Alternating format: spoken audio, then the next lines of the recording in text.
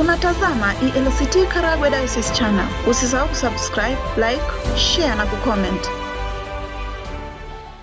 Mfuatiliaji na mtazamaji wa channel yetu ya ELCT Karagwe Diocese, uhali gani popote pale ulipo? Mimi ninakusalimu kwa jina la Bwana na Mwokozi wa maisha yetu Yesu Kristo. Bwana asifiwe. Ninaitwa Mera Bubiraka Shekwa, afisa habari wa Diocese ya Karagwe ya Kanisa la Kiinjili la Kilutheri Tanzania, na leo tupo katika manispaa ya Bukoba, eneo la Kibeta, nyumbani kwa Profesa Anna Tibaijuka kwa ajili ya kumbukizi ama ni ibada ya kumbukizi na kumshukuru Mungu kwa maisha ya aliyekuwa mume wake Balozi Wilson Tibaijuka. Fuatiliaji na mtazamaji, anayekwenda kuhubiri si mwingine ni Baba Askofu wa Diocese ya Karagwe ya Kanisa la Kiinjili la Kilutheri Tanzania, Mchungaji Daktari Benson Kalikawe Bagonza, lakini akiwa sambamba na mwenyeji wake Baba Askofu kutoka katika Kanisa la Kiinjili la Kilutheri Tanzania Diocese ya Kaskazini Magharibi, hapa ni Bukoba, Mchungaji Daktari Abednego Kesho Mshahara, wakisaidiana na wachungaji katika ibada hii. Na hapa ni nyumbani kwa Profesa Anna Tibaijuka. Karibu ibadani.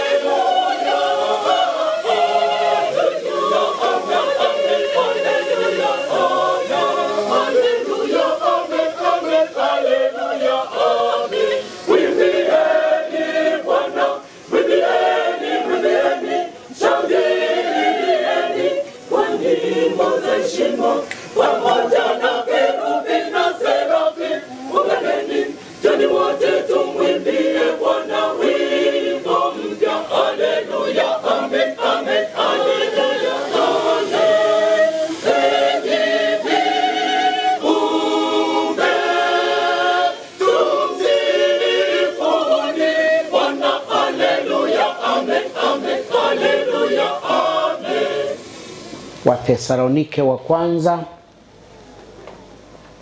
sura ya 5 mstari wa 16 mpaka 18. Ninasoma kwa msaada wa Bwana.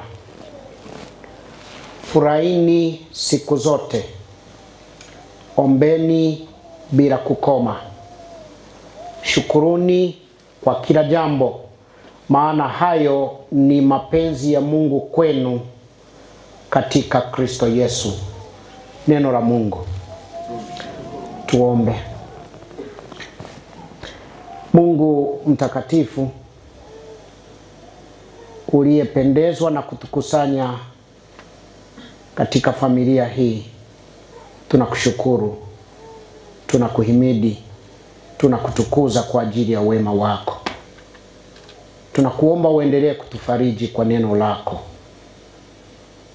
uimarishe imani yetu isiyumbe, tuendelee kukufuata wewe na kukutegemea peke yako katika maisha yetu.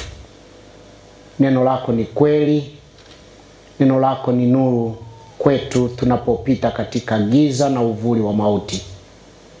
Uongee nasi sasa, takasa midomo yetu, fungua mioyo yetu na masikio, mawazo yetu yote ya kugeukia wewe, kwa Yesu Kristo Bwana wetu. Amen. Tuketi. Wapendwa katika Bwana, familia ya Tibaijuka, wapendwa sana Baba Askofu mwenyeji, wapendwa sana wachungaji wote, mapadre, wapendwa sana ndugu jamaa na marafiki wa kutoka ndani ya mkoa wetu, ndani ya nchi yetu na hata nje ya nchi yetu, mliojaliwa nafasi ya kufika katika siku hii iliyochaguliwa na familia kuwa na kumbukizi muhimu katika familia hii. Na wasalimuni yote katika jina la Bwana na Mwokozi wetu Yesu Kristo. Bwana Yesu asifiwe. Neema na iwe kwenu na amani itokayo kwa Mungu Baba na kwa Bwana wetu Yesu Kristo. Amina. Nianze kwa kumshukuru Mungu tena sana kwa kupata nafasi ya kuwa nanyi leo hapa. Mimi na Profesa Anna Tibaijuka tuna kawaida ya kualikana katika matukio mbalimbali. Lakini mara nyingi tulipoalikana hatukufanikiwa kuhudhuria. Nilipomwalika hakufika na aliponialika sikufika. Lakini siku moja nilimwalika, nikabahatika sana, akafika. Akafika kwetu, tukashirikiana pamoja. Lakini sidhani kama nakumbuka vizuri, nikamtibua nyongo. Waswahili wanasema nikamtibua nyongo, kwa sababu mwaliko ule ukamkutanisha na mtu ambaye hakumtarajia. Hakanistai ya kuniambia, na hatukuulizana mpaka leo. Na nafikiri ndio mara ya kwanza leo ninalisema hili. Sitawatajia mtu huyo ni nani. Yeye mwenyewe anamjua kwamba alitibuka nyongo kwa kumkuta kwangu. Leo inawezekana na imewezekana Mwenyezi Mungu akabariki. Tarehe hii aliponiambia mapema niliitenga. Hapa katikati nikapata misukosuko kidogo, nikawa na mashaka kama ningefika. Lakini namshukuru Mungu imewezekana, nimefika. Bwana Yesu asifiwe. Sasa kwetu tulio wazee, kuna siku fulani katika maisha yetu ni ngumu sana kuzikumbuka. Kwa hiyo unapoweka kitu kinaitwa kumbukizi, kwetu tulio wazee kuna siku fulani hivi ni ngumu sana kuzikumbuka. Unatamani uzisahau. Kwa mlio vijana, hilo si tatizo kubwa sana. Mmezaliwa wakati ambapo mambo ni mepesi sana. Kwa ni rahisi sana kufurahia baadhi ya matukio katika maisha yetu. Moja ya siku ngumu kuikumbuka katika maisha yetu tulio wazee, na pengine hii ni cross cutting hata kwa walio vijana, ni siku ulioondokewa na mpendwa wako uliyempenda sana. Ni siku ngumu sana kuikumbuka. Na siku ya pili nayo ni kwa wazee. Kimsingi ni siku uliozaliwa. Nyinyi mnaziita birthday, siku uliozaliwa. Ikiwa kuzaliwa kwako kulimsababishia mama yako maumivu makubwa sana, kwa hiyo unapofanya birthday unamkumbusha mama yako machungu aliyoyapata. Au kama kuzaliwa kwako kulisababisha mama yako apoteze maisha yake, lakini wewe ukaishi, kuikumbuka siku uliozaliwa ni sawa sawa na kukumbuka kifo cha mama yako. Unaweza kufanya birthday party nzuri, lakini kumbe unatonesha kidonda cha mtu fulani. Sasa hapa tuna miaka 25 tangu mzee wetu Balozi Wilson aondoke. Miaka 50 ya mama yake Mama Elia tangu waondoke. Miaka 25 tangu Profesa Anna ampoteze mme na watoto wampoteze baba. Ni rahisi sana kudhani kwamba miaka hii ukisikia kwa wingi wake 25, 50, ukadhani miaka inatibu na kuponyesha majeraha. Hayo naomba uyasikie kwa mwingine, yasikupate wewe. Ni jambo jingine kabisa kubeba jambo hilo katika moyo wako. Kwa hiyo kwangu mimi hapa, dada yangu Ana, nipo hapa kukupongeza kwa kubeba jambo hili kwa miaka 25. Niko hapa kukupa pole, kwa sababu ninajua sana ulivyompenda hata Wilson. Uache kumzungumzia mahali popote, hata kama mnazungumzia mambo mengine ulizotukia Wilson amedumbukia. Kwa hiyo naelewa moyo wako na Wilson vimeshikamana. Sisi wengine hatujui asili ya nguvu ulio nayo na nguvu walio nayo watoto wako kubeba jambo hili kwa miaka 25. Kwa hiyo naungana na umati huu wote ulioko hapa kukupongeza na kukupa pole. Yote mawili unayastahili. Mungu aendelee kukutunza.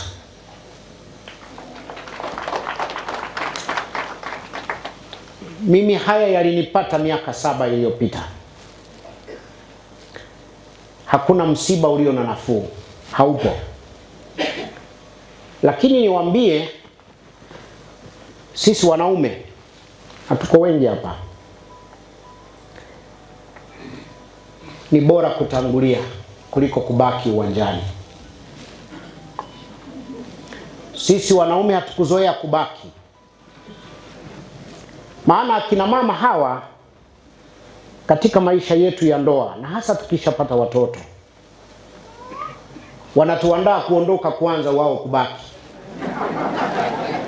Kiingia katika nyumba nyingi, mazungumzo mengi, utasikia hivi, wewe ukifa sasa hivi utaniachaje na watoto hawa? Kana kwamba yeye ana uhakika hawezi kutangulia. Au utasikia anasema, hizi fedha naona unakopa watu, mifugo, viwanja, hata unionyeshe viko wapi, ukifa sasa hivi nitakipataje?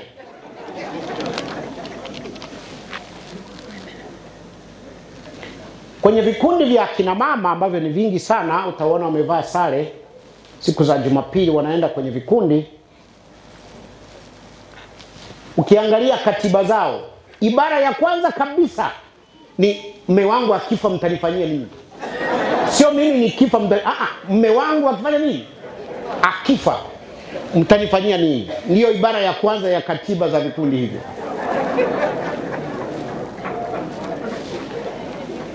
Kwa hiyo, kwa kujua au bila kujua, akina mama wanatuandaa, na sisi tunakubali kwamba tutafanya nini? Tutatangulia, wao watafanya nini? Sasa ukishaandaliwa namna hiyo, alafu ukabaki yeye akaondoka, ni baraa ambayo sihitaji kukuhadithia. Sasa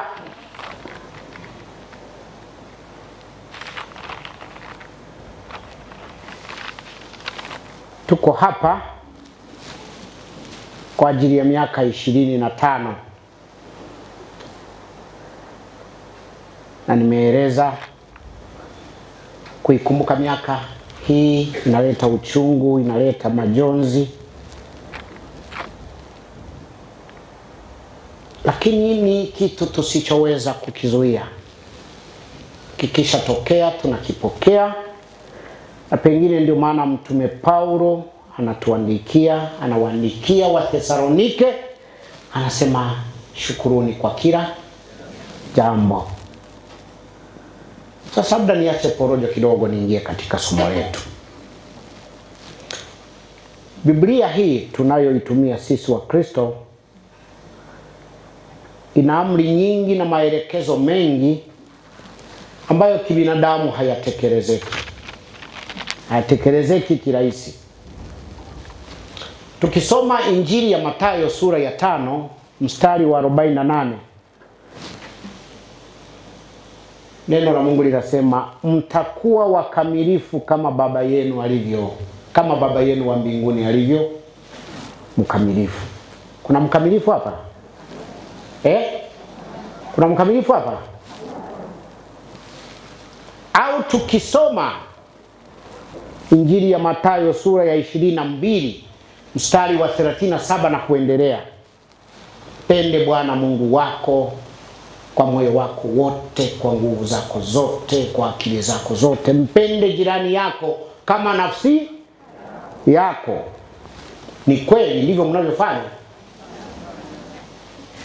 Siku hizi kuna hili tatizo kubwa la ajira hapa nchini, ambalo sisi viongozi wa dini siku hizi ukiliongelea kina mheshimiwa Ruwa'ichi sasa mnachanganya dini na siasa. Wewe ajira inakuhusu nini? Lakini ni tatizo lipo, si ndio? Sasa mimi watu wanakuja kwangu, baba askofu, naona wewe unaelewana na wao kina Ruwa'ichi, uwezo kunisaidia mwanangu akapata ajira. Sijamwona mmoja anayekuja anasema, baba askofu, pale jirani yangu ana watoto hawana ajira, naomba uwasaidie. Kila mtu anakuja kusaidia mtoto, lakini neno la Mungu linasema mpende jirani yako kama. Tunaelewana? Kwa hiyo kuna maelekezo mengi ndani ya Biblia ambayo kibinadamu hayatekelezeki kirahisi. Ni kwa neema ya Mungu tunajitahidi tuwezavyo, tunabaki na deni lisilolipika. Sasa somo letu ambalo nimelisoma kwenu, ambalo nilitumiwa picha na profesa, limeandikwa katika kaburi la Balozi Wilson kwenye tombstone yake.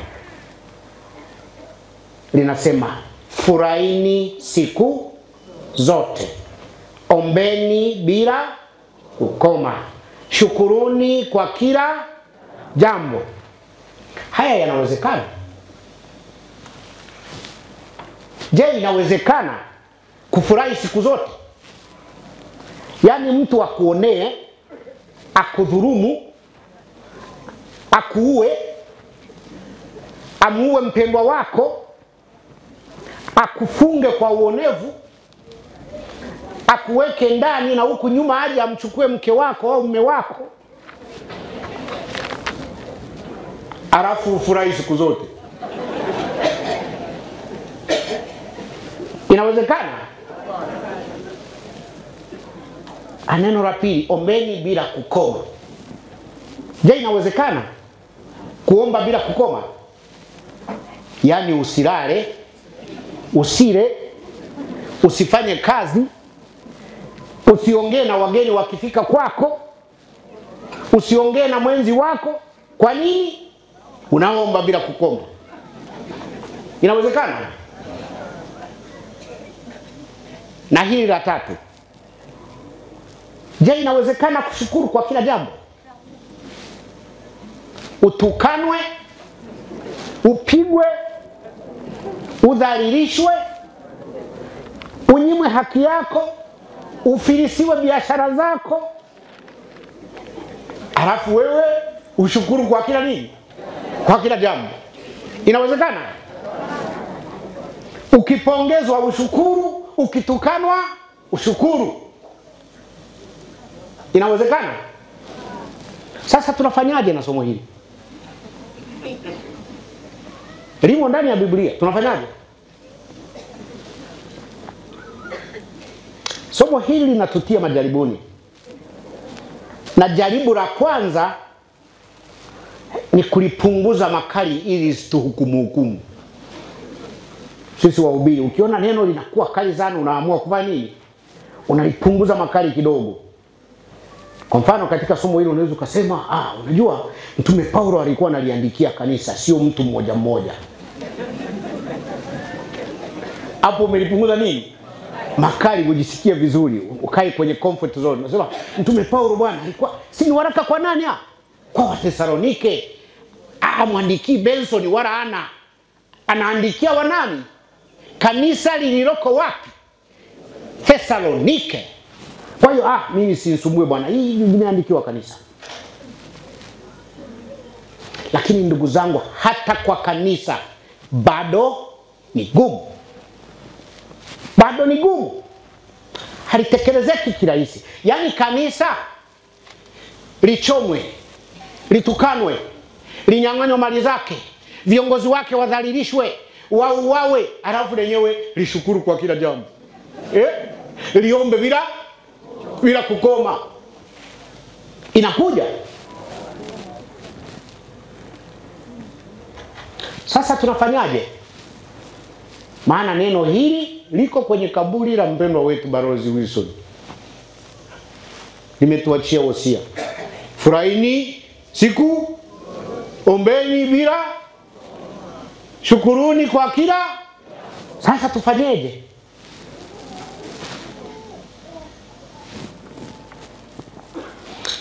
Ndugu zangu wapendwa katika Bwana, njia pekee, pengine nyepesi,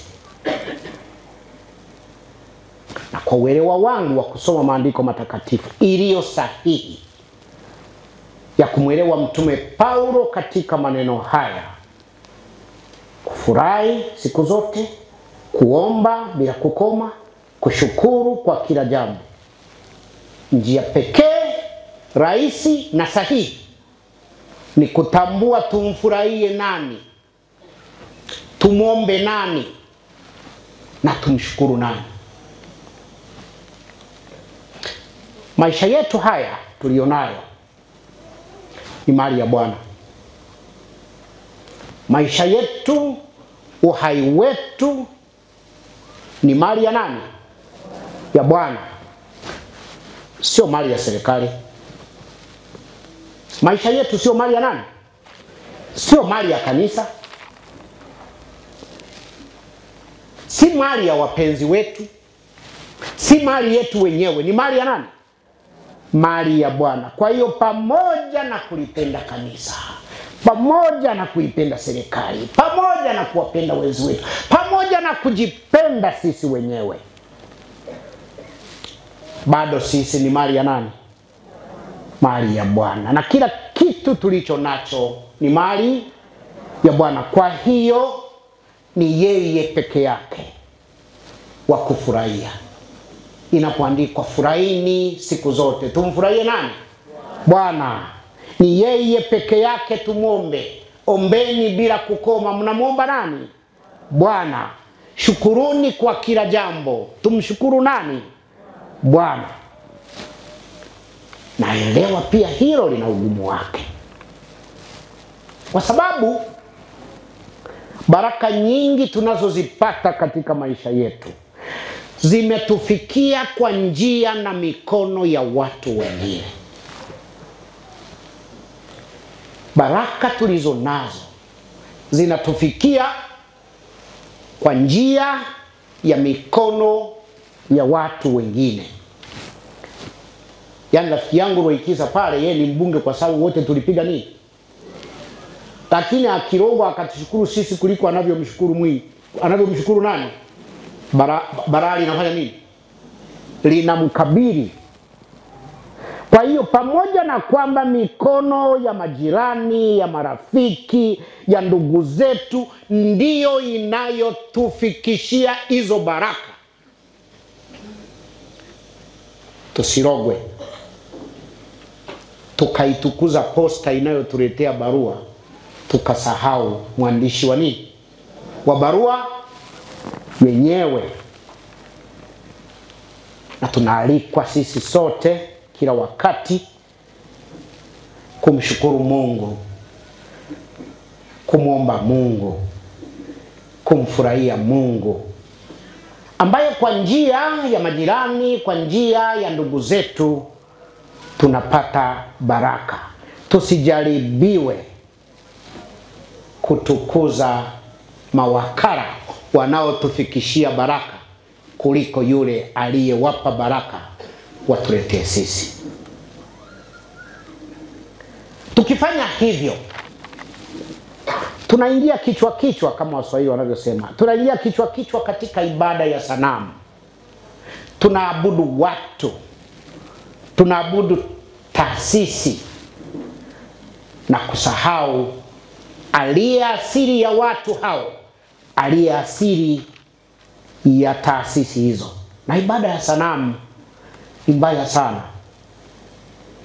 Tunatukuzana wenyewe kwa wenyewe na kumsahau Mungu aliyewapa wale waliotufikishia zile baraka.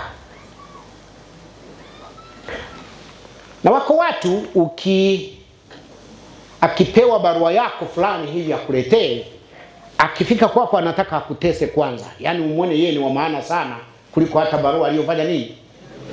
Atataka umwekee kiti akae, umletee chai anywe, yeye ameshikilia barua yako. Kwa hiyo anakuingiza katika ibada ya kumwabudu yeye kuliko baraka zilizomo ndani ya bahasha aliyokuletea. Ibada ya sanamu ni mbaya sana. Ina hatari zake. Ina hatari zake. Ndugu zangu wapendwa, tuwe macho. Tunaweza kuzama katika ibada ya kuabudu watu, kuabudu taasisi, tukamweka Mungu pembeni. Katika Agano la Kale tunamwona Mungu anatoa adhabu kali kwa ibada ya sanamu. Alipokuta watu wanaabudu sanamu kwenye Agano la Kale, mifano iko mingi, aliwateketeza watu. Aliwateketeza wanaoabudu sanamu. Kwenye Agano Jipya, hizi enzi zetu, Mungu akiona mnatukuza kasanamu fulani, mmekainua mnakatukuza sana, anakachukua ili muweze kumrudia. Ni sawa na mzazi. Wewe unakwenda unanunua kidoli unamletea mtoto wako, anafurahi. Lakini ukitoka kazini hata ukusalimia, yuko busy na nini? Chukua ule mdoli utupe. Ndiye atakujua wewe ni nani? Ni mzazi. Sasa hata Mungu wetu yuko hivyo hivyo. Tunapotukuzana wenyewe, tunawaingiza hatarini wale tunaowatukuza, kwamba Mungu awaondoe ili sisi tuweze kumgeukia nani? Yeye. Ni hatari sana. Hatuwatakii mema wanaotuletea baraka katika maisha yetu. Kwa hiyo ndugu zangu, Paulo anatualika tufurahi katika Bwana. Anatualika tumuombe Mungu Bwana. Anatualika tumshukuru Mungu pekee. Ili kushukuriana iwe mengineyo katika ajenda yetu ya maisha kila siku. Tukikosa muda tutashukuru baadaye. Tukikosa muda tutashukuriana baadaye. Jambo la msingi katika maisha yetu ya ufuasi, tumshukuru Bwana, tumuombe Bwana, tumfurahie Bwana. Mungu pekee kwa kila jambo.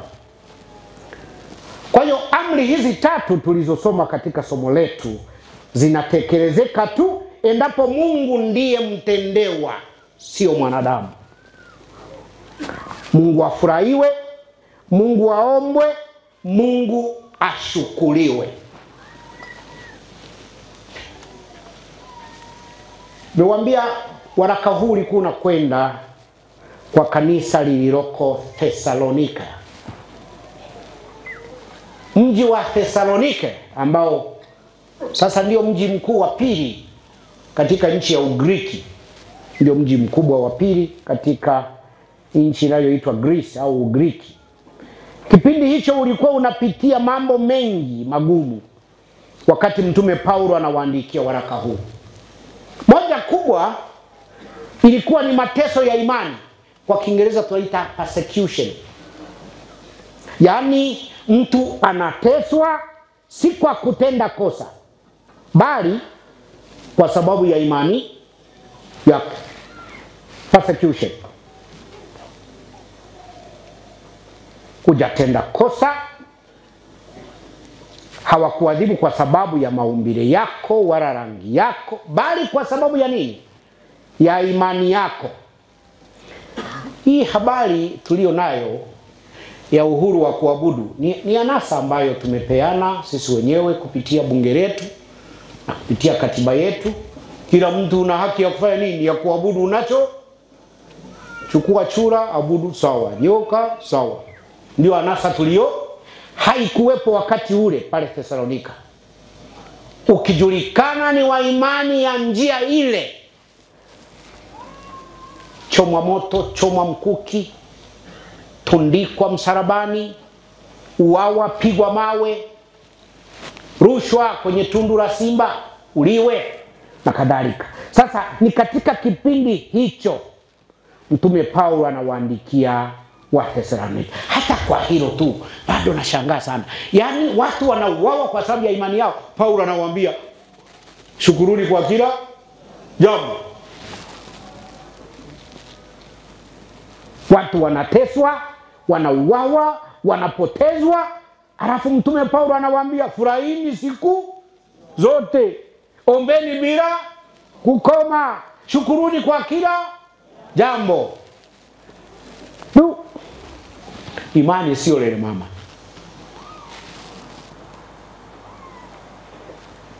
Sasa watu wa namna hii ambao wanaweza kukuombea, wanaweza kukushukuru, wanaweza kukufurahia wakati unawatenda haya matendo, ni watu wa hatari sana. Ni watu wa hatari sana. Wakutese kwa raha zao, wewe uishie kuwaombea, uishie kuwashukuru, uishie kuwafurahia. Watu wa namna hii ni wa hatari sana. Na hii nataka kuambia pia ndio silaha kubwa na yenye nguvu ya wateswao dhidi ya watesaji wao. Kutesa watu wanaokuombea,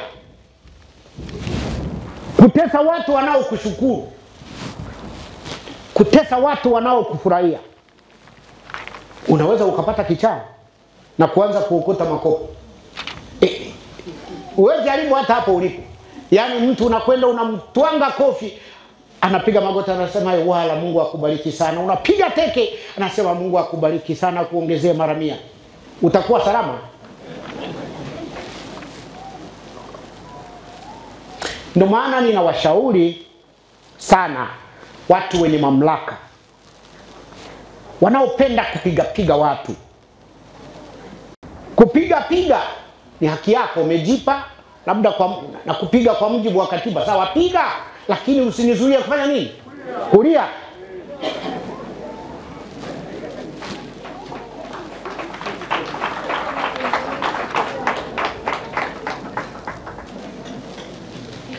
Kumzuia kulia unayemtesa, kumzuia kupiga kelele unayemtesa, ni kumpokonya haki yake aliyopewa na Mungu, na ni kujikaribishia laana. Mungu atusaidie sana. Haya mambo ya mateso hayazoeleki. Ndugu zangu wapendwa, sasa tumekusanyika hapa, ni miaka 25 imepita kama nilivyosema, tangu familia hii impoteze mpendwa, nguzo muhimu sana katika familia. Na mara nyingi kumbukizi ya namna hii, kila mnapokumbuka, vitu viwili huwa vinajitokeza. Cha kwanza huwa ni mafunzo. Kuna mambo fulani mnajifunza. Na cha pili huwa ni majuto. Hayaishi. Majuto yanakuja, labda sikufanya vya kutosha, labda sikujitahidi, angekuwa bado yupo, labda nilipoteza fursa, ningekumbuka, ningeuliza hiki na kile, labda ingenisaidia. Hayo ni majuto.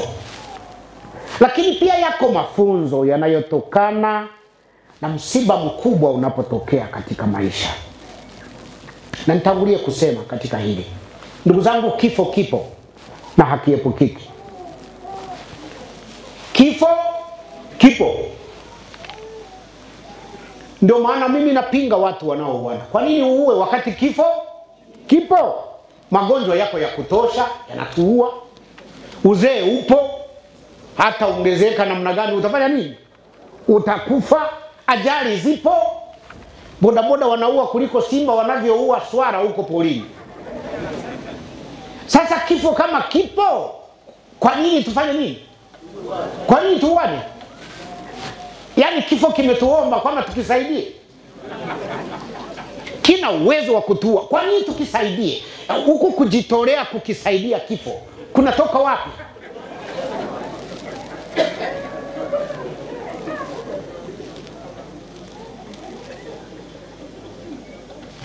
Tukisoma kitabu cha Mwanzo sura ya 2 mstari wa 7,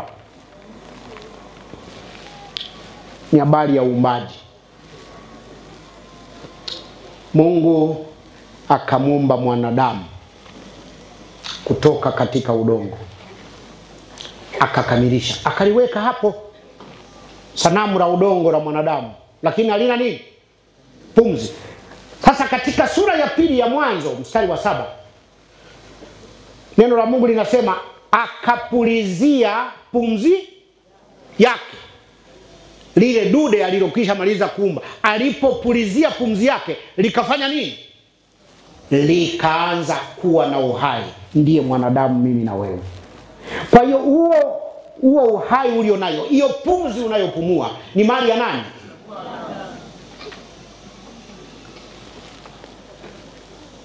Mimi sijawahi kuwa mkunga, lakini nimewahi kusikia hadithi za wale ambao ni wakunga. Mama anajifungua mtoto, akifungua mtoto akamweka hapo, akajiona ajitingishi. Nafikiri taharuki inaongezeka ndani ya leba nini. Na hapo baadhi ya wakunga wao wanajigeuza Mungu, wanakwenda kumpulizia nini? Yaani wanachukua ile pumzi aliyowapa Mungu na wao wanampulizia mtoto huyu aliyezaliwa bila kufanya nini? Kujitingisha. Na inatokea wakimpulizia anafanya nini? Ni sharing hiyo. Wanasema sharing is caring. Yaani mkunga anachukua pumzi yake aliyopewa na Mungu, anampulizia mtoto aliyezaliwa hana uhai. Mtoto anakuwa hai. Sasa neno hili linatushitaki sana. Linatukumbusha kwamba pumzi tulionayo ni mali ya Bwana, ni mali ya Mungu mwenyewe. Akipenda kuiondoa, anaiondoa yeye mwenyewe. Tukisoma Zaburi ya 90 mstari wa 3, anasema wamrudisha mtu mavumbini usemapo rudini enyi wanadamu. Kwa hiyo anakupa pumzi, unaishi, unatambia watu, unatesa watu, unafanya nini? Inafika mahali pumzi yake anafanya nini? Hamruhusu mwanadamu mwingine. Yaani wewe mwanadamu unajiruhusu kumsaidia Mungu kuondoa pumzi. Mbona hukumsaidia kuiweka? Yaani wewe unayependa kujipendekeza kusaidia. Mbona hukumsaidia Mungu kuweka hiyo pumzi? Mungu kaiweka mwenyewe, akihitaji anafanya nini? Anaichukua. Mungu atusaidie sana. Tuzingatie maandiko haya. Tuzingatie maelekezo haya ya kimungu.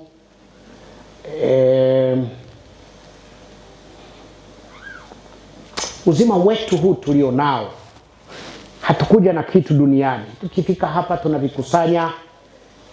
Tukisha vikusanya tunajitukuza, tunafikiri.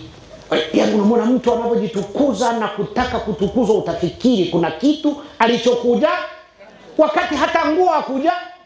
Kalikuja kauchi kadogo kama kapanya hivi. Lakini ukimkuta anavyotaka kukanyaga wengine, utadhani kuna kitu alikuja. Alafu wakati wa kuondoka, kuna anachoondoka nacho? Anatuachia kesi tu za kuamua kwenye familia. Hata robo ya kila alichokusanya hawezi kuondoka nacho. Unahangaika nini?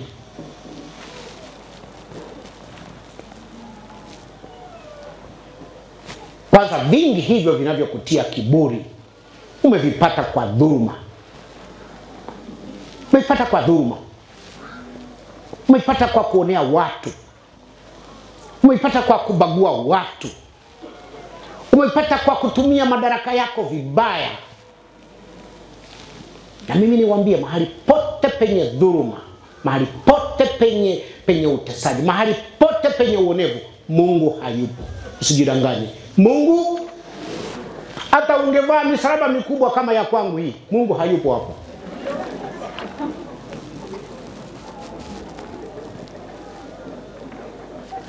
Mwisho, fundisho tunalolipata kwa kuondokewa na mtu muhimu sana katika familia, na hili kwa watu wote. Kwa tabu sana na kwa uchungu tunagundua hazina iliyokuwa imejificha ndani yetu. Sisi katika teolojia tunaita the ministry of absence, kwamba hata Bwana Yesu pamoja na kukaa na wanafunzi wake aliowapenda sana na aliwachagua mwenyewe, kulikuwa na wakati anawaacha. Alijaribu kabla hajaondoka, anawaacha wakae pekee, anajitenga nao aone watafanyaje bila yeye? Siku nyingine alisinzia akiwa mtumbwini akawaacha. Dhoruba zikaja, wakaenda kumwamsha. Anauliza, nitakaa na nyinyi mpaka lini? Nyinyi wenye kizazi, wenye imani haba. Lakini ikafika mahali akaondoka, akawapa ahadi kwamba sitawaacha yatima, nitawatumia msaidizi atakayekaa na. Lakini physically, kwa mwili hakuwepo, anaondoka. Kwa hiyo hata katika familia zetu, pamoja na kupendana sana na kutukuzana sana, kuna mmoja niwahi kumuona yeye mwenzi wake alikuwa anamuita lisho yange mamurugange, lakini akaondoka. Sasa akaondoka na jicho lako, unakuwaje? Unakuwaje? Kwa hiyo anapoondoka ndipo unagundua kumbe na wewe unayo macho, na wewe unayo nini? Miguu, na wewe unayo nini? Akili. Pamoja na kwamba inakuuma kuondoka kwake, lakini kwa kuondoka kwake Mungu anafufua hazina na nguvu iliyojificha ndani yako, kwamba badala ya kumtegemea uliyekuwa unampenda, sasa unaanza kumtegemea Mungu, na anakuwezesha kusonga mbele katika maisha yako. Na haya nimeyaona kwa dada yangu Ana katika miaka 25, na uchungu mwingi na hasira nyingi na shida na kujitupatupa huko, lakini bado unaona maisha yanafanya nini? Yanaenda. Ile hazina iliyokuwa imefichika ndani yake, Bwana akainua, familia inaendelea kusimama. Bwana Yesu asifiwe. Basi Mungu atusaidie sisi sote tutambue kwamba katika dunia hii hatuna mji unaodumu. Tujiandae, kwa maana hatujui siku wala saa. Tumuombe Mungu yeye mwenyewe, tumfurahie yeye mwenyewe, tumshukuru yeye mwenyewe, na tujiepushe na ibada ya sanamu. Na hili ndilo neno la Mungu.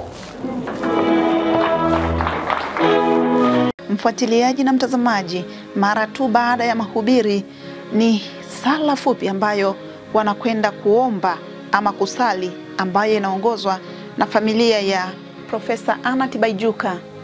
Baba, tunakushukuru kwa miaka yetu ya nyuma tulioishi pamoja na wapendwa wetu Balozi Wilson Tibaijuka. Yote aliyomfanya awe alivyokuwa kwetu. Mwenzi mwema, alikuwa mzazi, jirani, muumini, mtendakazi katika maeneo mbalimbali na mwanajamii. Mema na yanayofaa aliyoyafanya na kuyapigania yatuimarishe hata sisi. Kwa namna ya pekee tunakushukuru kwa ajili ya maisha ya mama yake, Mama Elia Keikuwaire Kashaga, ambaye alimuita kutoka maisha haya miaka 50 iliyopita. Wote Balozi Wilson Tibaijuka na Mama Elia Keikuwa Kashaga walionyesha imani kwako. Waliishi kwa ujasiri katika kukutegemea bila kuyumba katika imani. Walijawa na maono na kuyarithisha kwetu. Walidumu katika matumaini. Mwanga wao unaendelea kuongoza na kuhamasisha vizazi vingi. Kupitia nuru yako inayong'aa maishani mwetu, utujalie nguvu za kuendelea kuishi tukienzi na kufanya mazuri waliotuachia. Utusaidie kudumu katika imani, kukutegemea siku zetu zote na maisha yetu. Amina. Tusisahau kwamba Profesa Anna Tibaijuka ameshukuru kwa niaba ya familia na kusema maneno haya.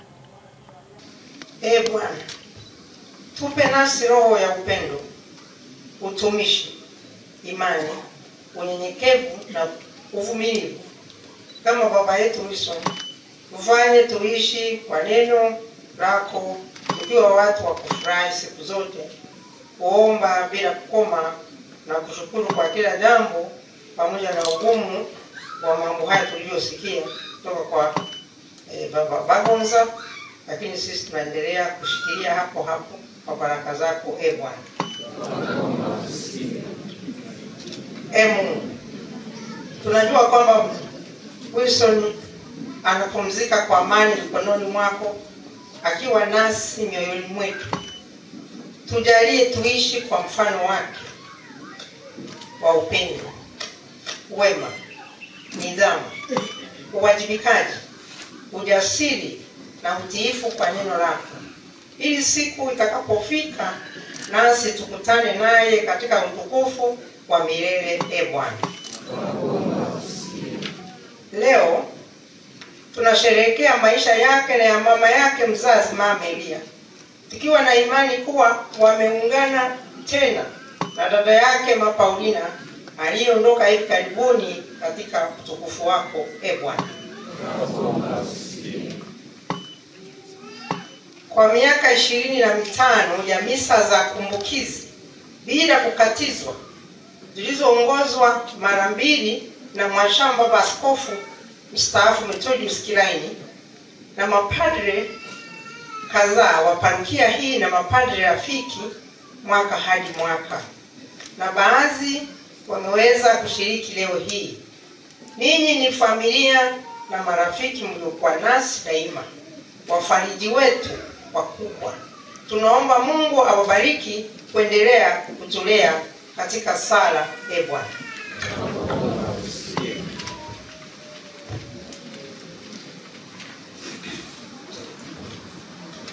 tunaomba shukrani za dhati kwa wahashamu mababa Askofu Abednego Kesho Mshahara na Dr. Benson Kaikawe Bagunza, na kiongozi walitujia leo Mchungaji Alex Kasisi, na wachungaji na mapadre wote mlioendesha ibada hii mseto, ikiwa udhibitisho kuwa Ukristo usio na madhehebu unawezekana kuimarisha familia, ikiwa mkuu wa kaya atafuata ahadi za msingi hiyo. Tunamshukuru Baba Wilson kuishi ahadi zake. Tunaomba mfano huu wasaidie na wengine wanaokuwa na shida na masumbuko ya migawanyiko ya kiimani, huku sote tukiwa wana wa Kristo Mfalme aliyetuachia amani na kuhimiza mshikamano. Bwana, tunatoa shukrani za dhati kwa Mchungaji Amenye Kamkiwa na wote, hasa majirani zetu wa Kibeta na wanajumuiya tuliokuwa pamoja miaka 25 iliyopita. Tunatoa shukrani za dhati na ushuhuda kuwa sala zenu siku ile Mwenyezi Mungu alizipokea na ustawi wa familia umekuwepo kama mlivyotuombea na kututia matumaini. Mwenyezi Mungu azidi kuwalinda na kuwahifadhi na familia zenu. Bwana, na washukuru waandaaji wa shughuli ya leo na watoa huduma katika nyanja tofauti, tukithamini michango yenu na upendo wa mshikamano kwa wageni waliotoka mbali. Tunamshukuru Mungu kuwafikisha mahala hapa salama na kuomba safari ya kurejea nyumbani iwe ya mafanikio. Mmesaidia kutimiza Zaburi ya 30 mstari wa 11 kwetu, kwani Bwana amegeuza maombolezo yetu kuwa kucheza. Ametuvua nguo za gunia na kutuvika shangwe. Katika jina la Kristo Bwana na Mwokozi wetu tunaomba na kushukuru. Mwokozi wetu Yesu Kristo anatuaga akisema, kama Baba alivyonituma mimi nami na wapeleka ninyi. Tulieni mioyoni mwenu mpokee baraka ya Mungu. Omukama abahumugisha abalinde, omukama abahabukira abaganyire, omukama ababulula meshoge abahimirembe, umwibara ya Katonda ishechwe ili mwana ili amoya alikwera. Amen. Mfuatiliaji na mtazamaji wa chaneli yetu ya ELCT Karagwe Diocese, mpaka hapo mimi sina la ziada. Nilikuletea tu ibada ambayo imefanyika kwa ajili ya kukumbuka, ni jubilei ya kumbukizi ya fedha, wao wanaita ya Balozi Wilson Kamuhabwa Tibaijuka na mama yake mzazi Ma Amelia Kashaga. Hawa wanakumbukwa katika maisha ya familia hii.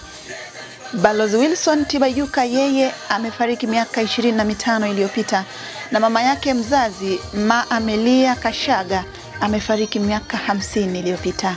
Asante na kwa heri kwa sasa. Jina langu ni Merabu Birakashekwa, afisa habari wa Dayosisi ya Karagwe ya Kanisa la Kiinjili la Kilutheri Tanzania. Unatazama ELCT Karagwe Diocese Channel. Usisahau kusubscribe, like, share na kucomment.